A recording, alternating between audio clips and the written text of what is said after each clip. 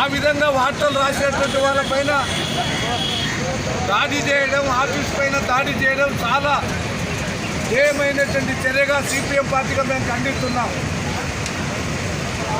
ఇది రాజరిక వ్యవస్థనా? రాజరిక వ్యవస్థలాగా వైఎస్ఆర్సీపీ వాళ్ళు భావిస్తున్నారా? ఇది ప్రజాస్వామ్య దేశం కాదా? ప్రజాస్వామ్య దేశంలో ఆంధ్ర రాష్ట్రం అంతర్భాగం కాదా? మొన్నదాకా ప్రతిపక్షంలో మీరున్నారు, మీరే మళ్ళీ ఎల్లకాలం రాజరికంలో ఉంటారు అనుకుంటే అది మీ భ్రమలే.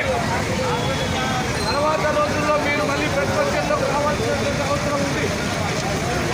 పత్రికా పత్రికలు మీ వాదనలు, మీ కార్యక్రమాలను ప్రజల దృష్టికి తీసుకురావాల్సినటువంటి అవసరం ఉంటుంది.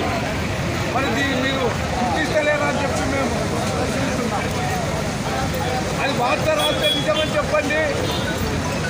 అబద్ధాన్ని రాసినట్టయితే దాన్ని ఖండించండి. పత్రికల ద్వారా, టీవీల ద్వారా, ఇంకా అవసరమైతే చట్టసభల్లో తీసుకెళ్ళండి. ఈ విధమైనటువంటి పరిస్థితి ప్రభుత్వానికి వ్యతిరేకంగా చేస్తున్నారు అనేటువంటి నిరూపించండి. అంతేగాని దాడి చేయడం అనేటువంటిది ఇది ఆధునిక వ్యవస్థలో మరి ఏమైనా సరిపోయిందేమో కానీ ప్రజాస్వామ్యంలో మాత్రం సరిపోదు.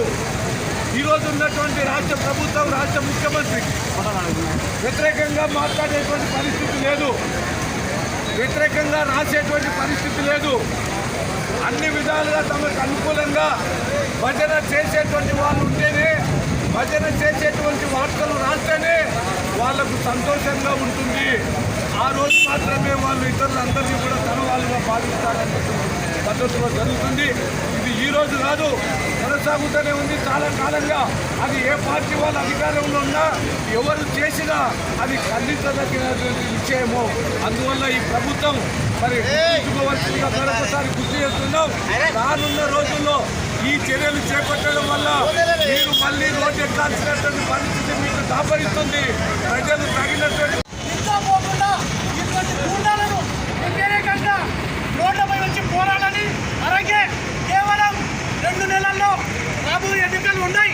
ఈ ఎన్నికల్లో ఇటువంటి గూండాలను తరిమి కొట్టే బంగారు అవకాశం వచ్చింది. ఇటువంటి అవకాశాన్ని వినియోగించింది పత్రికా విలేకరులు అయితేనేమి, రాజకీయ పార్టీలు అయితేనేమి, స్వచ్ఛంద సంస్థలు అయితేనేమి ఇటువంటి గూండాలను సమాధి చేయాలని కోరుకుంటూ ఈ అవకాశం ఇచ్చిన మీకు అందరికీ పేరు ధన్యవాదాలు తెలుపుతున్నాను.